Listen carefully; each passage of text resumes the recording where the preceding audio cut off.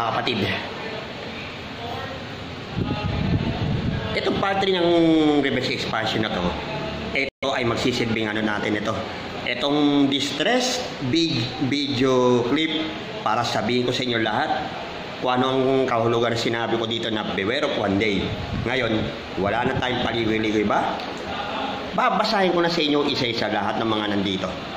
Kaya uunahin natin siguro hanggang ano ito, hanggang 23 sentences lang to. So, unahin natin. One day, ayan, beware of one day. Ayan, nasa ano. One day, you will lock your door, but you will not able to open it. Isasara mo yung pinto pero hindi mo kaya buksan yan. Tapos, one day you will wash those best clothes of yours and you will not able to wear it. Then, number 3 dito, one day your favorite food will be prepared and you will not be there to eat it anymore. Parang ano lang ha. Number 4, one day you will eat and drink what you will never excrete. Para bang ano, hindi mo na ang kinain mo ay hindi may lalabas, may dudumi o may ihiyan o may inom mo. Sumunod, one day your curriculum vitae and all your years of experience will not matter to anyone anymore. Malala ito. Kahit anong taas ang pinag-aralan mo, mababaliwala lahat ng ito. Tanda mo yan. Ito pa. One day, the person who seems to love you most will never dare to move closer to you. Yan ang nakakatakot. Lalo-lalo na sa mga pinaka-close friends mo dyan. Tama nga sabi ko nga dito. Tamang hinala ko. Some people here in this corrupt world are secretly hated me most. Nakakatakot. So, eto pa isa. One day you will think of what you can never accomplish. Ibig sabihin nun, gagawa ka ng isang bagay na hindi kayang gawin, na hindi mo ma-accomplish yun. Nakakatakot. Ito pa. One day you will be regarded as a corpse. Tama nga naman. Kahit anong kasikatan mo, kahit anong rangya mo, lahat-lahat, kahit anong yaman mo, kung anong dulo mo, isa lang naman nakakantuan mo. At iisa lang naman ang magiging kulay ng ating bungo, kulay puti. Next, one day you will be isolated in a place called grave. Totoo yan. Kahit manggagara pa man siya titirahan mo, kahit barong-barong, isa lang ang kapupunta natin. Ayan, nasa hukay. Diyan ang kakahantungan natin pagdating ng araw. Sunod, one day those things and people you love most will come your way. But you will not be able to give any attention to it or them. Yan ang nakakatakot. Yan ang nakakatakot na bagay na dapat mangyari. Pero kailangan mong harapin yan. Then, one day you will hold your breath and never be able to release it. Yun na siya sabing time will tell. Baka alam mo na ibig ko sabihin nun. Sunod, one day you will become a defendant before the chief judge. Ang Panginoon, ang Ama na nasa langit, na siya mismo ang maghahatol sa iyo sa lahat ng mga katontoang ginawa mo sa sanlibutan na to. Next is, one day, housefly or termites will come your way and you will be unable to change them. Yan ang sinasabi ko sa iyo pagdating ng araw, pag ikay nahimlay, lahat ng mga anay o mga anay sa lipunan na dati sa iyo, baka pag ikay naglaho sa mundong ito, malamang baka uuring ka ng Dioras. Nakakatakot, di ba? Susunod, One day you will receive a call that you can never decline. Ayun, ang tawag ng Panginoon sa iyo galing sa langit na dapat mong harapin. So, ibig sabihin, an offer that you cannot even refuse. And then, sunod, one day your name will be called, but no one will answer. Ibig sabihin, kahit tawagan mo pa ang pangalan mo, kahit sinong Poncio Pilato yan, walang makakasagot yan. Wala na makakarinig eh. Kasi wala ka na sa mundong ilalim eh. Di ba? So, sunod dito. One day, the assets that you cherish most will be taken by another person. Totoo yan. Kasi, yung mga yaman na inimpok mo sa lupa, yung mga isinimpa mo sa lupa, hindi mo madadala sa kabilang buhay yan. So, as mapupunta sa lahat ng mga, sa pamilya mo, sa anak mo, o sa ibang tao na magmamana ng mga ganyang ari-arian, na mag-i-inherit sa lahat ng mga yan. In short, tagapagmana. Nang kabutihan, hindi ng kasamaan, ha?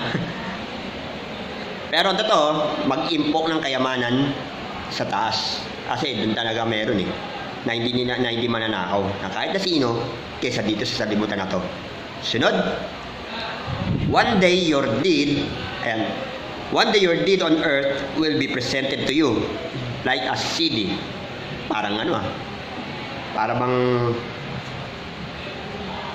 parang history lang Chismis noon, kasaysayan ngayon. Ganyan mangyayari sa iyo sa buhay mo. Parang bang buhay, parang nasa pelikula lang. Na inere. Para bang talambuhay ni Jose Rizal, Andres Bonifacio.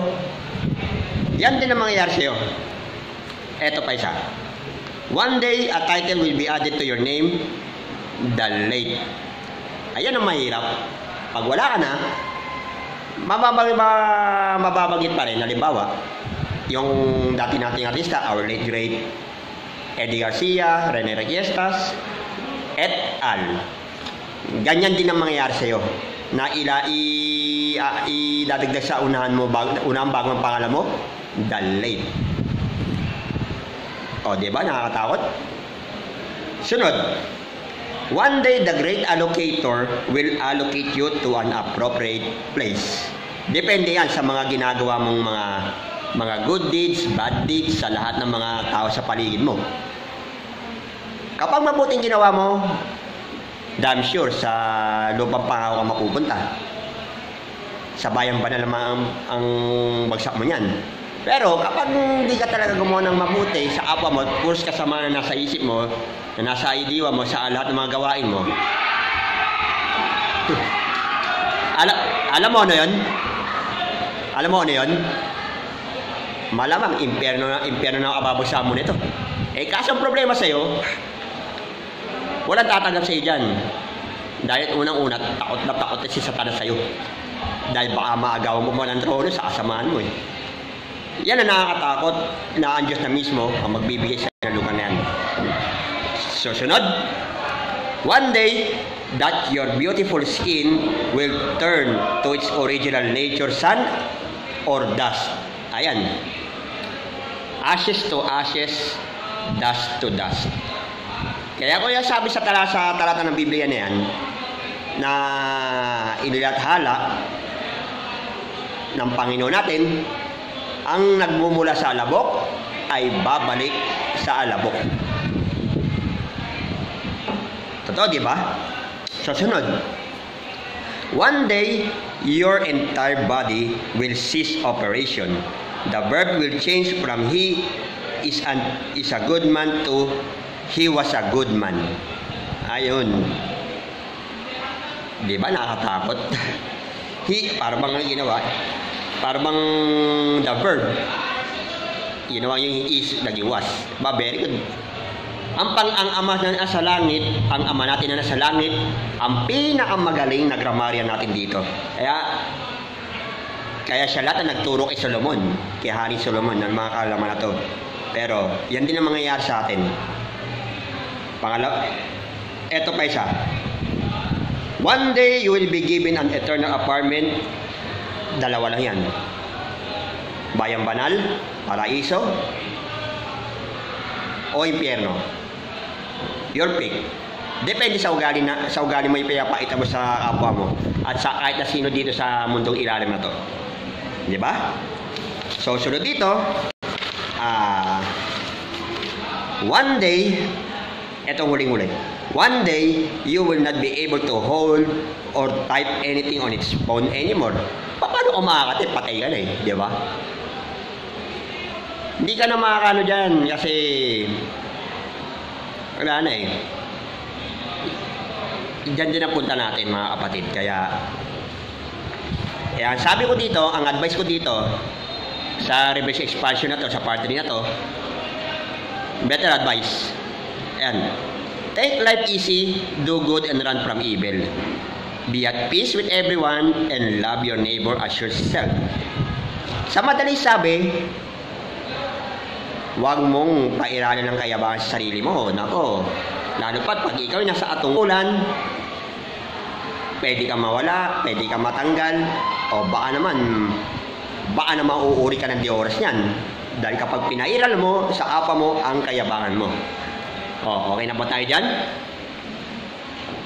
So, this has been Nino, a Denatured Alcorgan, an airserve enthusiast, and a direct distributor of Lifestyle PH. Ito ang nagsisilbing distress video clip para sa inyo. So, yung mga maganda o mga kawaksi ang magbibigay ng, alam mo na ibig sabihin nun,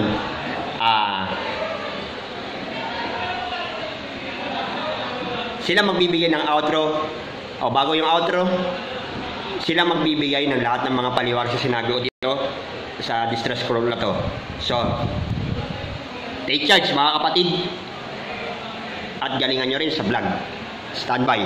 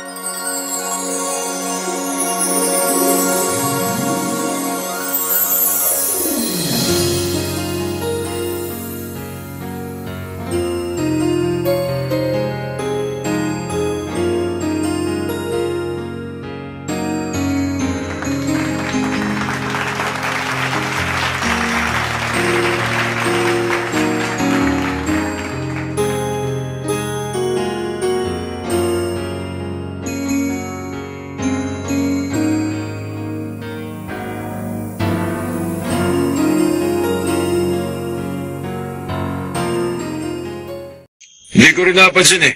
Dapat hindi ako naging manhid sa damdamin nyo. Hindi, okay lang sa amin. Wag mo na lang kaming intindihin. Kaya naman, baka gusto nyo nang gumanti sa akin ngayon. Yeah! Eto, libre-libre. Nakabaladra na mukha ko. Sige na, para naman matupad ang pangarap nyo. Promise, hindi ako gaganti.